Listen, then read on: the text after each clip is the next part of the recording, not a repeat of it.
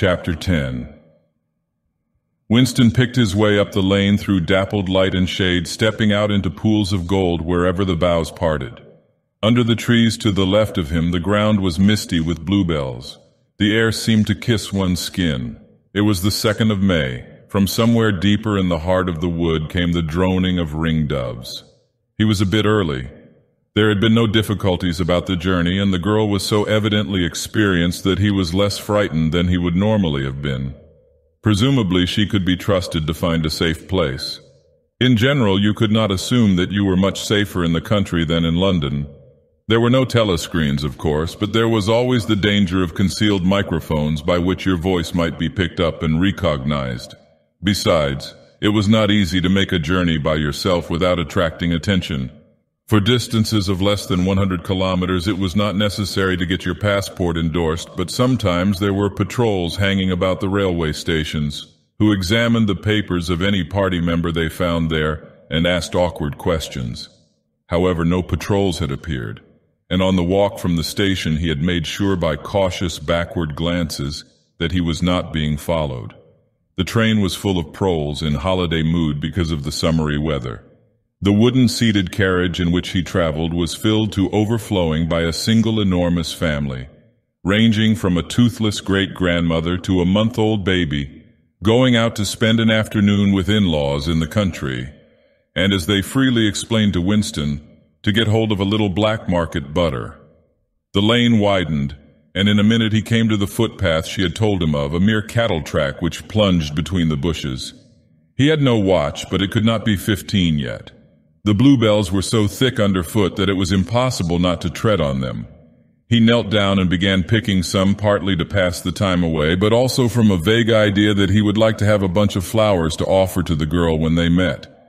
He had got together a big bunch and was smelling their faint, sickly scent when a sound at his back froze him, the unmistakable crackle of a foot on twigs. He went on picking bluebells. It was the best thing to do. It might be the girl, or he might have been followed after all. To look round was to show guilt. He picked another and another. A hand fell lightly on his shoulder. He looked up. It was the girl. She shook her head, evidently as a warning that he must keep silent, then parted the bushes and quickly led the way along the narrow track into the wood. Obviously she had been that way before, for she dodged the boggy bits as though by habit. Winston followed, still clasping his bunch of flowers. His first feeling was relief. But as he watched the strong, slender body moving in front of him with the scarlet sash that was just tight enough to bring out the curve of her hips, the sense of his own inferiority was heavy upon him. Even now it seemed quite likely that when she turned round and looked at him, she would draw back after all. The sweetness of the air and the greenness of the leaves daunted him. Already on the walk from the station, the May sunshine had made him feel dirty and etiolated. A creature of indoors with the sooty dust of London in the pores of his skin. It occurred to him that till now she had probably never seen him in broad daylight in the open. They came to the fallen tree that she had spoken of. The girl hopped over and forced apart the bushes in which there did not seem to be an opening. When Winston followed her, he found that they were in a natural clearing, a tiny grassy knoll surrounded by tall saplings that shut it in completely. The girl stopped and turned. "Here we are," she said. He was facing her at several paces distance. As yet, he did not dare move nearer to her. "I didn't want to say anything in the lane," she went on, "in case there's a mic hidden there. I don't suppose there is, but there could be. There's always the chance of one of those swine recognizing your voice. We're all right here." He still had not the courage to approach her. "We're all right here?" he repeated stupidly. "Yes, look at the trees." They were small ashes which at some time had been cut down and had sprouted up again into a forest of poles, none of them thicker than one's wrist. "There's nothing big enough to hide a mic in besides. I've been here before." They were only making conversation. He had managed to move closer to her now. She stood before him very upright, with a smile on her face that looked faintly ironical, as though she were wondering why he was so slow to act. The bluebells had cascaded onto the ground. They seemed to have fallen of their own accord. He took her hand. "Would you believe," he said, "that till this moment I didn't know what color your eyes were?"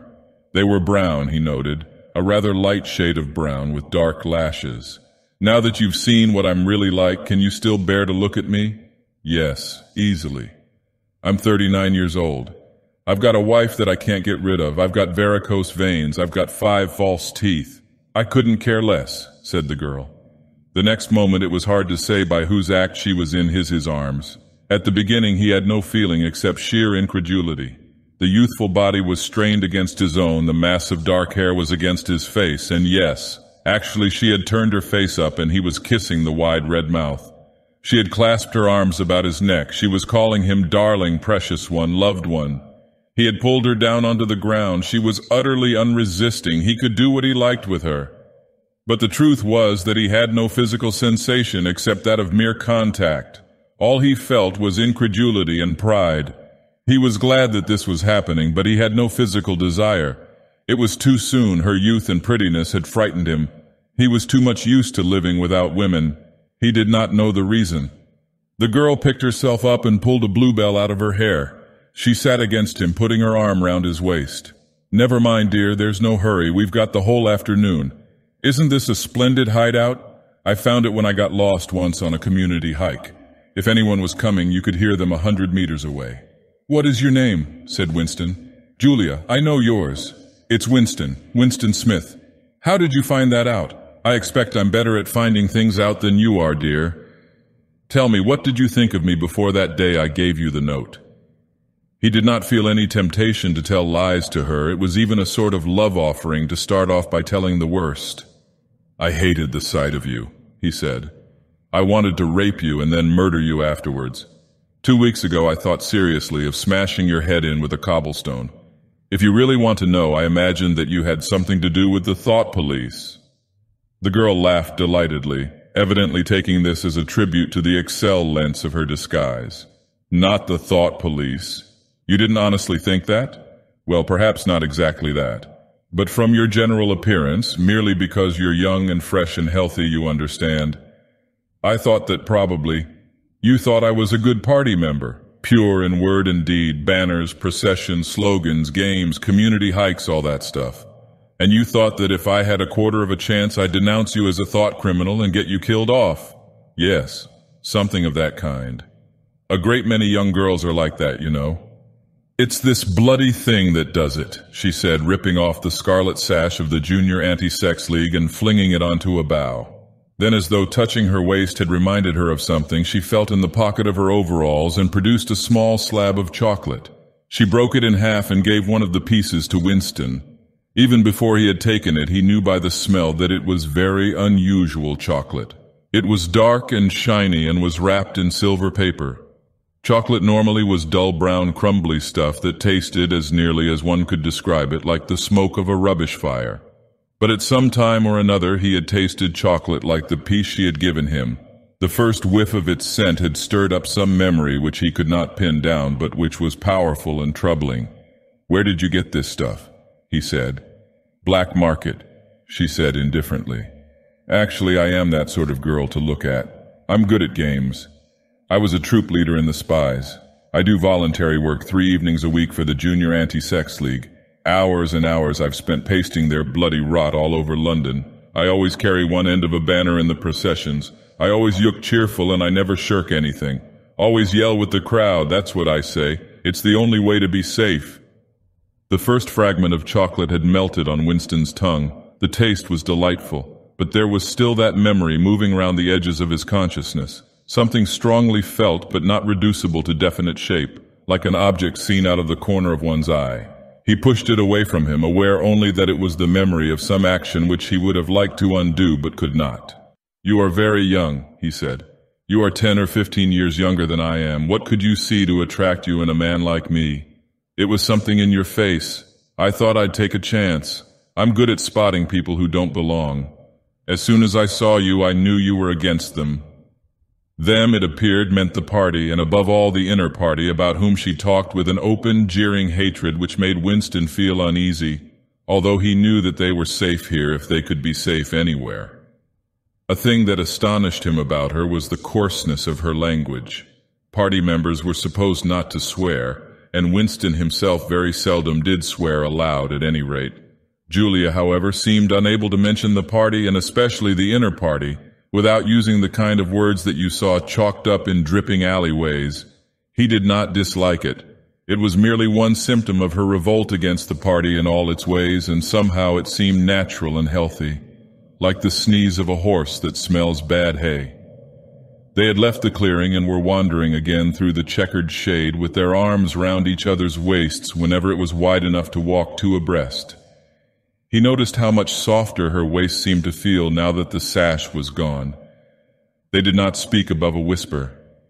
Outside the clearing, Julia said it was better to go quietly. Presently they had reached the edge of the little wood. She stopped him. "Don't go out into the open. There might be someone watching. We're all right if we keep behind the boughs." They were standing in the shade of hazel bushes.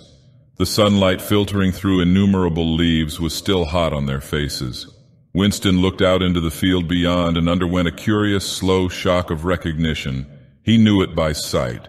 An old, close-bitten pasture with a footpath wandering across it and a molehill here and there. In the ragged hedge on the opposite side, the boughs of the elm trees swayed just perceptibly in the breeze, and their leaves stirred faintly in dense masses like women's hair. Surely somewhere nearby, but out of sight, there must be a stream with green pools where dace were swimming. "Isn't there a stream somewhere near here?" he whispered. "That's right, there is a stream. It's at the edge of the next field, actually. There are fish in it, great big ones. You can watch them lying in the pools under the willow trees, waving their tails." "It's the Golden Country, almost," he murmured. "The Golden Country? It's nothing, really. A landscape I've seen sometimes in a dream." "Look," whispered Julia. A thrush had alighted on a bough not 5 meters away, almost at the level of their faces. Perhaps it had not seen them. It was in the sun, they in the shade. It spread out its wings, fitted them carefully into place again, ducked its head for a moment as though making a sort of obeisance to the sun, and then began to pour forth a torrent of song. In the afternoon hush, the volume of sound was startling. Winston and Julia clung together, fascinated. The music went on and on, minute after minute, with astonishing variations, never once repeating itself, almost as though the bird were deliberately showing off its virtuosity. Sometimes it stopped for a few seconds, spread out and resettled its wings, then swelled its speckled breast and again burst into song. Winston watched it with a sort of vague reverence. For whom, for what was that bird singing? No mate, no rival was watching it. What made it sit at the edge of the lonely wood and pour its music into nothingness? He wondered whether, after all, there was a microphone hidden somewhere near. He and Julia had spoken only in low whispers, and it would not pick up what they had said, but it would pick up the thrush. Perhaps at the other end of the instrument, some small, beetle-like man was listening intently, listening to that. But by degrees, the flood of music drove all speculations out of his mind. It was as though it were a kind of liquid stuff that poured all over him and got mixed up with the sunlight that filtered through the leaves. He stopped thinking and merely felt. The girl's waist in the bend of his arm was soft and warm. He pulled her round so that they were breast to breast. Her body seemed to melt into his. Wherever his hands moved, it was all as yielding as water. Their mouths clung together. It was quite different from the hard kisses they had exchanged earlier. When they moved their faces apart again, both of them sighed deeply. The bird took fright and fled with a clatter of wings. Winston put his lips against her ear. "Now," he whispered. "Not here," she whispered back. "Come back to the hideout. It's safer." Quickly, with an occasional crackle of twigs, they threaded their way back to the clearing. When they were once inside the ring of saplings, she turned and faced him. They were both breathing fast, but the smile had reappeared round the corners of her mouth. She stood looking at him for an instant, then felt at the zipper of her overalls. And yes, it was almost as in his dream. Almost as swiftly as he had imagined it, she had torn her clothes off, and when she flung them aside, it was with that same magnificent gesture by which a whole civilization seemed to be annihilated. Her body gleamed white in the sun, but for a moment he did not look at her body. His eyes were anchored by the freckled face with its faint, bold smile. He knelt down before her and took her hands in his. "Have you done this before?" "Of course, hundreds of times. Well, scores of times anyway, with party members." "Yes, always with party members." "With members of the inner party?" "Not with those swine, no. But there's plenty that would if they got half a chance. They're not so holy as they make out." His heart leapt. Scores of times she had done it. He wished it had been hundreds, thousands. Anything that hinted at corruption always filled him with a wild hope. Who knew? Perhaps the party was rotten under the surface, its cult of strenuousness and self-denial simply a sham concealing iniquity. If he could have infected the whole lot of them with leprosy or syphilis, how gladly he would have done so.